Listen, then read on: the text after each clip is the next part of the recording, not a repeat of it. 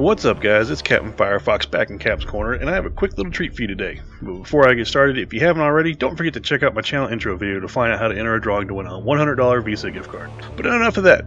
I don't know how much you guys and gals pay attention to upcoming titles, but I came across this pre-alpha title from Novaquark called Dual Universe, and all I can say about this game is wow. The possibilities with this game are endless. This game is the game I would create if I knew anything about making a game. The game is still pre-alpha, and there have only been a few videos released by the devs, and I will link their YouTube, Facebook, and Twitter pages down in the description below, so you can read up about the game. But I'm going to give you a quick overview here about the game from what I've been able to gather from reading over the website, forums, etc., etc. In a nutshell, the game is what you would get if EVE Online and Space Engineers had a weird sexual experience and a baby was produced. Now let me explain that awkward analogy. The game is based on crafting and building ships, stations, cities, actually everything in the game. That's right, everything in the game is mined, designed, crafted, built, sold, destroyed, stolen, etc., etc. by players in the game, much like in EVE Online. This fact alone intrigues me, as it opens up so many different avenues for gameplay. Much like in EVE Online, you'll have people who focus on mining, producing, trading, and combat, and so on and so forth. Also, like in EVE Online, you play in a single shard server, which means everybody is playing on the same server. And you can form what they call organizations to help protect your belongings and improve your position in the game. There is also a territorial aspect of the game, so your organization can control any number of the millions, yes, I said millions, of procedurally generated planets in the game. So now you're saying, okay, that's great, but as of now, it sounds exactly like EVE. But here's what makes it different, and in my opinion, better than EVE.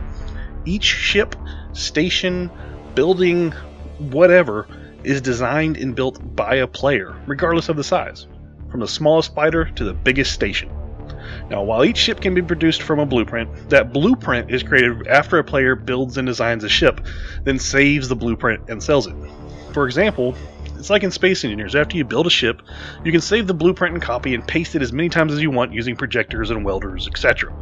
Now, I'm not sure the exact processes used to reproduce the ships, whether it favors EVE's industrial production techniques or Space Engineers' welding processes. I have no clue, and I don't know if the devs have settled on the how yet, but the foundations have been laid, and you will be able to sell your blueprints of your ships to be mass-produced by other players or yourself.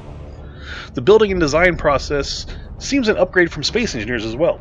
Much like in Space Engineers, you'll have blocks to perform certain functions, such as a cockpit, thrusters, radar, shields, etc. that will be predefined and put down just like in Space Engineers.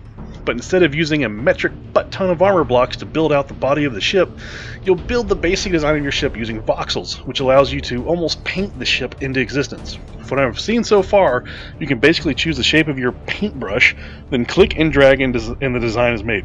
It looks like it may be a bit complicated at first, but it opens up all sorts of possibilities, and it seems like it will scale up very easily, making it much more accessible to make huge structures. There's also a mining system in the game, which I have very little details on at this time, but rest assured, you will have to go out and mine resources to build ships and structures, just like in every game since the inception of this style of gaming. One of my favorite things about the game is the seamless transitions from planet to space, and how if you build a structure large enough on the planet, you can see it from space and vice versa. I think the game in general looks spectacular, and it's still in pre-alpha. The game also allows for multiple people to man and control larger ships and stations, so conceivably, you could need a crew of players to operate a larger ship, one to fly it, one to control weapons, one's for shield, etc., etc. I have, however, read that you'll have the option to script your ship so that an AI of sorts will help you to control your ship systems, but the AI will take up more power, which costs more fuel, so you've got some interesting design choices to make. Personally, I think it would be amazing to have a human crew working together to efficiently and effectively man a ship. I mean, who doesn't want to be Captain Picard on the bridge giving orders?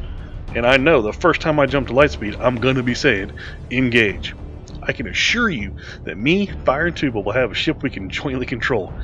And imagine a carrier full of smaller ships launching a wave of fighters to go attack an enemy. Fuck it! I'm building a Star Destroyer! Another thing I have loved so far as I read up on the game is how you start out. In games like EVE, the learning curve is massive, and on day one you could get killed with all your belongings just for undocking from a station. In Dual Universe, the game gives you a little buffer zone to protect you. When you first spawn into the game, you start with an ARC ship, which I assume will start you off with the basic resources you need to survive, much like your planetary lander and space engineers.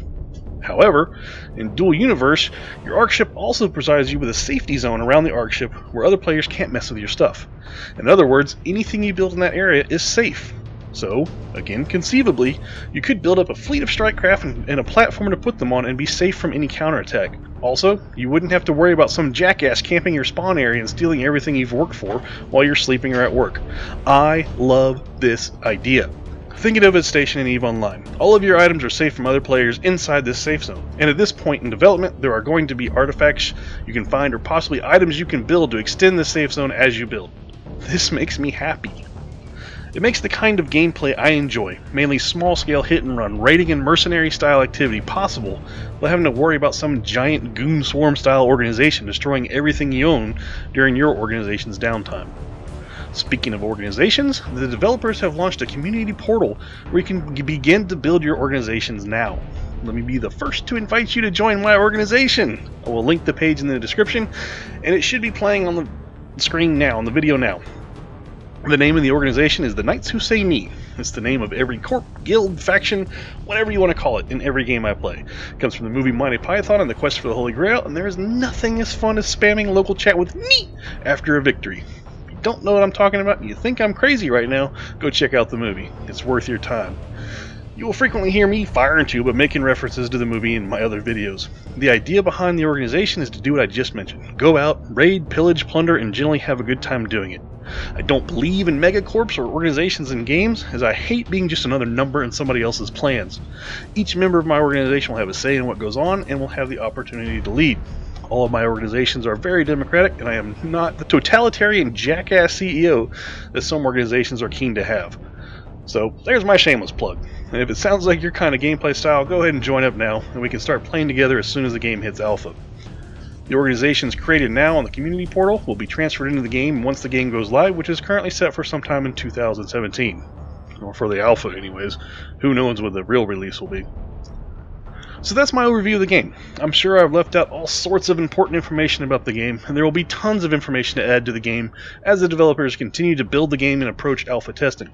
I will continue to monitor the game, and if any major updates are announced, I will be sure to put out another video to keep you updated on what's going on with the game. I'm super excited about this title, and even though it appears that it's going to be a subscription-style game, I cannot wait to play it.